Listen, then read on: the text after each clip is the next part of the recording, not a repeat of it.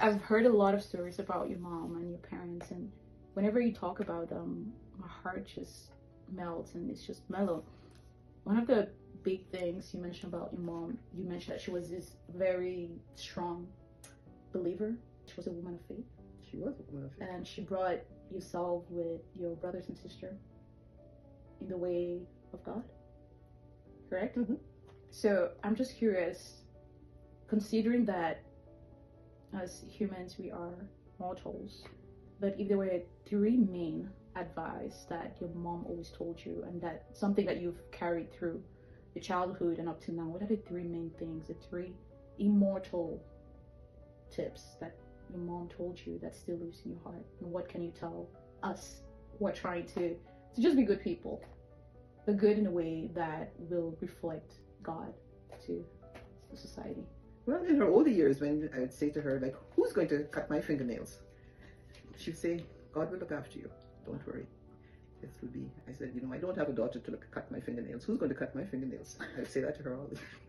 She'd say, don't you worry. God will look after you. And so I have to trust that God will look after me. Prayer, she was always praying, saying her rosary, or I know she was always praying for us. I know that.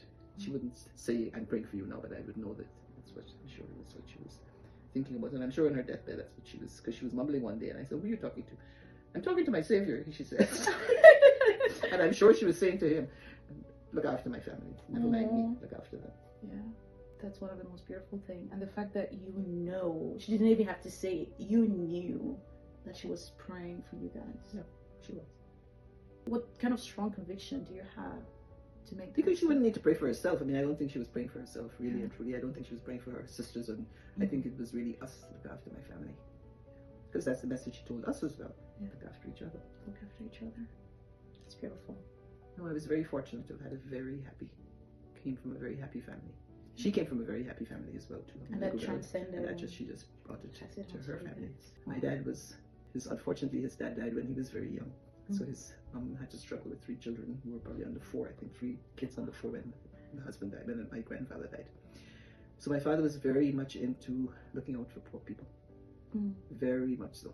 Like, he was very involved in St. Vincent de Paul. At home, and then when he went to Truro, he also started the St. Vincent de Paul in the church there because it hadn't existed. So he started that up there. But he always had a thing for poor people.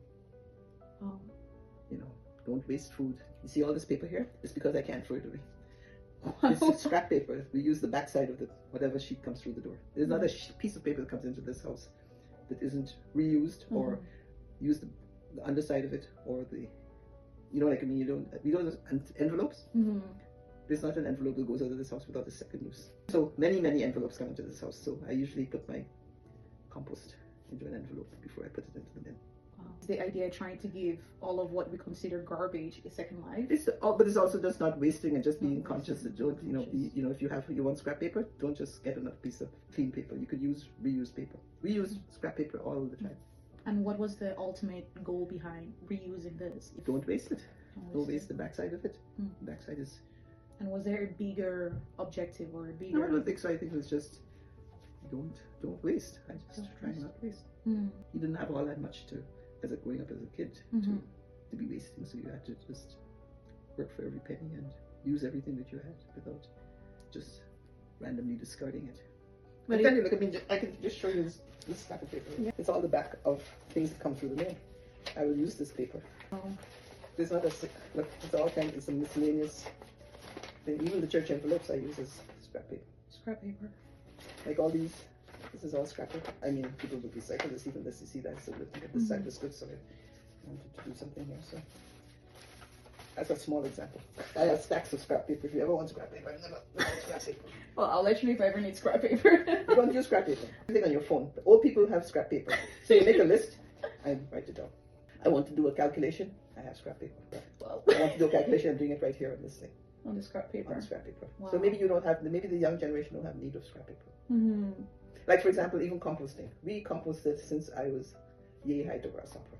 And that's always been something we never, all the scraps, not the meat, but the scraps of the vegetables all went into a pile and was reused in the garden. I was composted for donkey's years, long before I came to Canada, long before I left home. That's a good principle. Yeah. That's so amazing. But not everybody has a garden in Canada. So what do we do with the remains? We compost. You see, when you live in an apartment, people just put all the garbage together. Here we have a compost. Things go to the compost. Things get recycled. Things go in regular garbage. That's how the rest of Halifax works. In the apartment buildings, it tends just to be all thrown together. But how would you convince me to start not wasting paper or wasting my... Why would you want to waste it? Because we have the concept that everything is in abundance, and paper just costs, I don't know, $5. You might as well... Yes. You know how much $1 million is? How many $5 it is? It's $5 plus $5 plus $5 plus $5, and it just stacks up. You think, oh, paper is cheap. There's not a piece of paper comes into this house, not a scrap that isn't used. Like if it's written on both sides, for example. What came in today? Because this is on both sides and I can't use it as scrap paper, it will get discarded. Okay. But if there was any piece that had this envelope, this envelope is, I may produce that paper. But any piece that doesn't have it has clear paper on the other side, I would use it as scrap. Wow. Now you touch into a very, very important concept of money. But it's really incredible the way you see it. And now I'm low-key starting to rethink the way I use my papers and any other thing, because I personally tend to waste a lot, especially paper. I like a clean slate and no graviture or gribouillage on it, doodling. So the other side, the side that I'm using doesn't have anything in it. Yeah. But if you want your things organized, how you would just get confused with the many scrap papers and you're writing on top of it. Like it's not at all confusing. I have it all in a pile here. So you just pile everything up? Look, this is a whole stack right just here, to just give you an example. This whole stack of paper, I don't ever get through it. Something comes through the mail, it has something on that side, why am I going to waste this paper? Yeah, it kind of looks straight. I wonder how many trees you had to cut down. This is a lot of paper, actually. But much of this comes through the mail. Like, this is stuff that comes from different organizations asking for things. This is from paving. This is nothing wrong with the other side of this. Yeah. Wow. So this is all sitting here in a pile to be used. And that's another good point. You get a lot of mail, too. I get a lot of mail. You don't even know what mail is. I do. Have you ever mailed a letter? I have mailed... Have you ever been to the post office and mailed a letter? I've been to the post office. I have mailed things. I've returned things on Amazon. And that counts as mailing, right? See, I barely, the word Amazon hardly comes into my vocabulary. Well, I guess your dad won't be pleased with the younger generation and the way we do things. You think so? Different way of doing things. Different way of doing things. But that's so beautiful that your childhood was pleasant and your mom and dad were just... More than pleasant. Damn. Now I'm jealous. Like, you're making me jealous. I'm jealous. Because it seems like the two have to agree on a certain standard in order to make the entire family feel the way you're feeling, which is more than pleasant. Not everybody's childhood was like that. I know that.